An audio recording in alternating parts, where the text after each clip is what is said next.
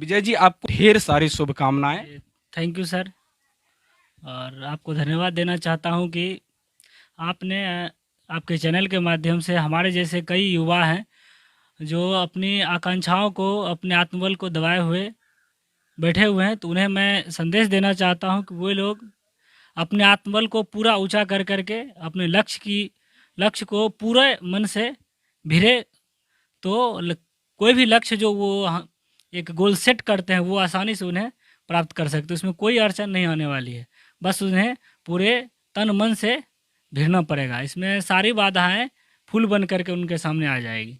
विजय जी, कैसा दौर रहा आपका पूरे छात्र जीवन का, और आपने लक्ष्य किस प्रकार से डिसाइड किया और पुलिस अवर निरीक्षक के पद पर आप पदस्थापित हुए?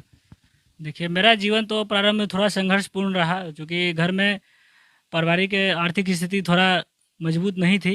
पिताजी को सीमांत किसान हैं, तो उन्हें बहुत सारी कठिनाइयों का सामना करना पड़ रहा था।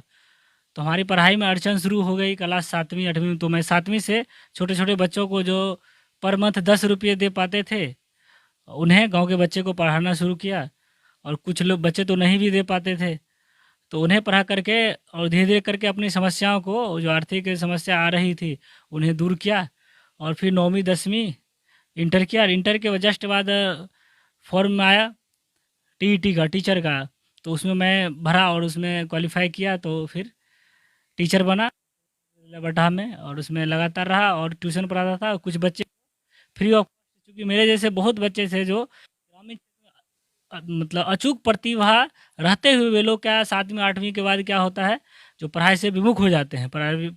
आर्थिक स्थिति या पारिवारिक स्थिति जो भी हो या सामाजिक कारण हो, अपनी पढ़ाई से विमुख होकर के वो क्या होता है, जो हट जाते हैं। जब उन्हें मैं देखता था तो अंदर से दिल होता था, देखो यार, इतना टैलेंटेड हो करके। और टैलेंट किसी परिवार या किसी ऊंचे खानदान से मोहताज नहीं होता है। वो किसी भी परिवार में, किसी भी घर में पैदा हो सकता है, ये मेरा मानना था। उसी असूल पर मैं बच्चे को पढ़ाना शुरू किया, स्कूल से या ट्यूशन से, जहाँ भी हो। ये था सेट। मगर कुछ आगे 2016 तक ये मैं रहा। फिर मन में आया कि जो गांव ग्रामीण क्षेत्र में बहुत सारी समस्याएं जो होता है, जो आपसी क्लश द्वेष या फिर जो आपराधिक कारण से बहुत सारी समस्या जन्म लेती है। तो मेरा लक्ष्य उस समय सेट हुआ, जो हमें अपने क्षेत्र के लिए गोल सेट करना है, एक उदाहरण पेश करना है कि जो एक वर्दी में जाना है मुझे। बस ये मन में आया, चूँकि हमारे क्षेत्र से अभी तक कोई भी ऐसा बंदा नहीं था जो वर्दी में गया हो। तो उसमें मैं 2016 से फिर बीपीएससी का तैयारी शुरू कर दिया और भिड़ गया पूरे तन मन से। अंततः जाकर के 17 में ये पुलिस अवर निरीक्षक का फॉर्म आया, तो उस वो मैं फिलअप किया और उसमें तैयारी में भिड़ा। और 2019 में जाकर के मेरा पूर्णतः सिलेक्शन हो गया और बिहार पुलिस एकेडमी राजगीर में मैं योगदान दिया। 2 वर्ष के प्रशिक्षण उपरांत मैं वहाँ बहुत सारे कानून विधि का जो पूरे भारतवर्ष में प्रचलित है, उस सारे का अध्ययन किया और उसमें प्रथम स्थान, इंडोर सब्जेक्ट में प्रथम स्थान मैं प्राप्त किया। उसके बाद ऑल ओवर जो है, इंडोर आउटडोर मिलाकर भी हमें प्रथम स्थान प्राप्त हुआ, जिसके कारण मुझे माननीय बिहार के मुख्यमंत्री नीतीश कुमार जी के द्वारा पिस्टल वो पुरस्कार के रूप में प्रदान किया। और रैती के कैन जो है, बैटन कैन, वो भी प्रदान किया गया। 2 ट्रॉफी भी है, वो दिया गया। और मेरा अभी वर्तमान समय में लक्ष्य यही है, जो सामान्य जनता, सामान्य लोगों को, जो गरीब गुरबे हैं, जिन्हें कानून की समझ नहीं होती, उनमें सामान्य जो उनसे घटना हो जाती है, अप्रिय घटना, और वो भय रहते हैं पुलिस से, वो दूर करूं। विजय जी, आप कितना अच्छा समाज को एक नया शिक्षा देने का काम करते थे। जैसा कि आपने बताया, टीटी के माध्यम से आपने शिक्षक भी बना था। तो फिर आपने ये वर्दी पहनने का ख्वाब क्यों देख लिया? क्योंकि वर्दी में तो बहुत सारे लोग कहते हैं, अरे वर्दी जब पहनता है ये तो पैसा कमाने के लिए पहनता है। तो इस तरह का ख्वाब आपके मन में क्यों आया, और ये बात आपने क्यों न सोचा कि जो समाज के लोग इस प्रकार की बातें बोलते हैं? देखिए, वर्दी में जाने के बाद शिक्षा मेरा मूल लक्ष्य है, जो शिक्षा देना, ये प्रारंभ में यही था। परंतु हुआ कि समाज में बहुत सारे देख रहे थे जो आपसी द्वेष हो रहा है, और उस द्वेष का फायदा बहुत सारे बिचौलिए लोग ले रहे हैं। और उस कारण से समाज में क्या हो गया, एक दूसरे के बीच क्या होता है, जो मनमुटाव, पृथककरण का भावना हो गया।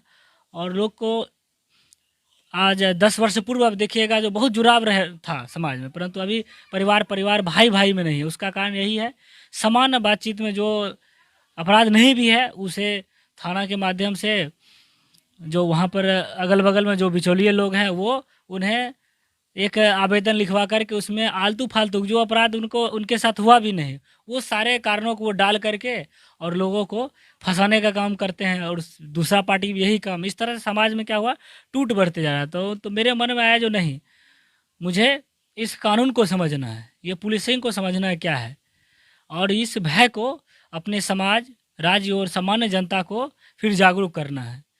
तो इसमें मैं अभी फ़िलहाल में लक्ष्य बनाया जो वो एक सामान्य चैनल बनाना है और उसमें यूट्यूब के माध्यम से और उसमें सामान्य जो अपराध होते हैं लोग उससे अनभिज्ञ रहते उससे जागरूक करना है और सामान्य जो हमारे भाई बंधु हैं उससे दूर रहें, बचें और पुलिस से सीधा संपर्क स्थापित करें। कहीं कोई भय नहीं है, कहीं कोई आपको वहाँ पर बैठा हुआ नहीं है तंग करने के लिए। बस आप सीधा बातचीत करें, अपनी बातों को रखें और बीच के जो माध्यम है उसे इग्नोर करें। बस ये लक्ष्य रहेगा मेरा।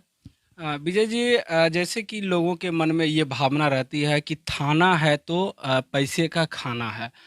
तो आपने तो इंडोर और आउटडोर दोनों माध्यम से व्यावहारिक ज्ञान हो या फिर क्या कहते हैं कानूनी ज्ञान हो, आपने दोनों चीज़ों को अध्ययन किया है। तो क्या लगता है कि ये बातें जो समाज में चल रही है कि थाना है तो खाना है, ये क्या चरितार्थ हो रही है? देखिए, व्यावहारिक रूप में तो ये लोगों के द्वारा गलत नहीं कहा जा रहा है, चूँकि अभी मैं बताया भी जो पुलिस तो अपने जगह पर है, जहाँ अपराध देखा जाए ज्यों ही अपराध घटित हुआ नहीं हुआ क्लेश हुआ तो दोनों ओर से क्या हुआ, एक दो आदमी भिड़ जाएगा, दो आदमी पहले पार्टी की तरफ से, दो आदमी दूसरे पार्टी की ओर से और उन्हें विभिन्न प्रकार के कहेगा नहीं हम चलो थाना में केस करवा देंगे तुमको, ये सब डाल दो, ये इस प्रकार का अपराध डाल दो, चोरी भी किया लूट भी किया, जबकि सामान्य हाथापाई गाली गलौज हुआ उस ये घटना ये होती है। तो कुछ बस थोड़ा देना पड़ेगा, माल देना पड़ेगा, हो जाएगा, सब काम हो जाएगा। और उसी जगह से लोगों का जो अब थाना में जाना पड़ेगा कुछ देना, वो परसेप्शन दिमाग में डाल दिया जाता है और बीच वाले जो लोग हैं बस उनसे रुपया ऐंठना शुरू करते हैं और ये बात थाना पर एप्लीकेशन अभी पहुंची भी नहीं है, सारा क्रिया हो जाता है। फिर एप्लीकेशन लिखाएगा तो कोई भी जिसको थाना को किसी को पता भी नहीं है जो कौन एप्लीकेशन लिखता है, जिसे लिखा है उससे भी वो भी 500 रुपया लिया, अरे हम बात करवा देंगे, ऐसा लिख देंगे कि बस तुम्हारा देखो, वो तुरंत उसको फांसी ही हो जाएगी, उसको दिखा जाएगा। तो लोग कभी होता है चलो उसको भी आप दिखा देते हैं, मतलब आपसी जो हृदय में क्लेश होता है उसको लगता है कि हम पूरे उड़ा ही देंगे, उसको समाप्त ही कर देंगे, परंतु ऐसा कुछ होता नहीं है। आपको आप किसी भी झूठ को सत्य कानून के समक्ष सत्य साबित नहीं कर सकते, जो है सो है। इसलिए आप यदि आपके साथ ये जो कह रहे हैं जो बन जाता है थाना है तो खाना है, तो ये इसी कारण से ये बन रहा है। तो इस माध्यम को यदि हम हटा देते हैं, हमारा प्रयास रहेगा जो इस माध्यम को हम हटा करके सीधे जनता से, पीड़ित से, जो भी है जिनको न्याय चाहिए उनसे हमारा सीधा संपर्क हो, संबंध हो, पुलिस कर्मियों का, पुलिस पदाधिकारियों का, तो ये हट जाएगा और पुलिस के प्रति लोगों का नज़रिया भी बदलेगा, ऐसा मेरा मानना है। क्योंकि मैं सीधा ये देखा हूँ थाने पर, ऐसा लोग थाने के बाहर ऐसा होता ही है अक्सर और इसी कारण से ये व्यवहारिक है, ये हो ही रहा है, इसको नकारा नहीं जा सकता है।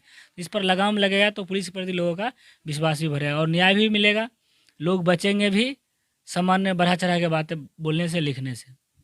मैं आपकी पत्नी से मिलना चाहूँगा कि वो किस प्रकार से अपने आप को महसूस कर रही है।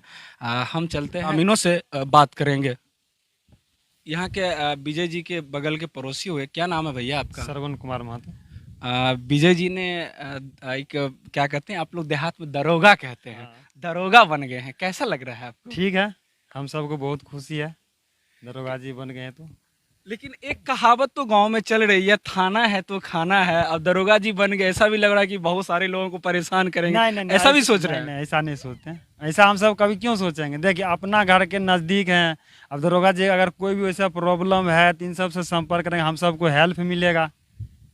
तो ये बातें जो लोगों के मन में चल रही थी, शायद आपने भी सुना होगा कि थाना है तो खाना है, अब तो शायद लगता है कि ऐसा नहीं सोचने को मिला होगा। नहीं, ऐसा नहीं लगता। देखिए थाना है तो खाना है, लेकिन अगर सही मान लीजिए अगर कोई गांव बन गए शिक्षित तो वहाँ तक पहुँच गए, पहुँचने के बाद ये तो होता है ना कि चलो एक दूसरे को हेल्प मिलेगा, अगर कोई मुसीबत आ गया तो ये कहीं भी रहेंगे तो कम से कम फ़ोन पे भी कुछ तो टारगेट बन सकता है ना, इनसे बात करेंगे तो कुछ हेल्प मिलेगा कानून के लिए। विजय जी आपसे तो छोटे हैं, हाँ छोटे हैं। जब विजय जी इस गांव में रह करके पढ़ाई कर रहे थे, जैसा कि मुझे विजय जी के द्वारा ये पता चला कि सिंगल ऐसे व्यक्ति थे, इन्होंने 10वीं की पढ़ाई की थी। उस समय आपको लग रहा था कि ये लड़का आगे चल करके कुछ करेगा? नहीं, देखिए ऐसा तो नहीं लगता, लेकिन सब ये सब पढ़ाई पर निर्भर है। पढ़ाई अच्छा से करते गए, ऊपर बढ़ते गए। ये सब पढ़ाई पे डिपेंड करता है। आप अपने बच्चों को क्या बताएंगे? क्या विजय जी की तरह बनना है या विजय जी से अच्छा बनना है? देखिए, ये तो कहना मुश्किल है। बच्चे का मान लीजिए कोई भी परिवार या कोई भी गार्जियन है, बच्चों को अपना हिसाब से पढ़ाता है। और उसके बाद ये होता है कि बच्चे को भी सेलेक्ट करना। बच्चे भी अगर ढंग से पढ़ाई करेगा तो वो भी ऊपर जा सकता है, अगर नहीं पढ़ाई किया तो नहीं जाएगा। तो क्या आप अपने बच्चों को विजय जी से प्रेरणा देंगे?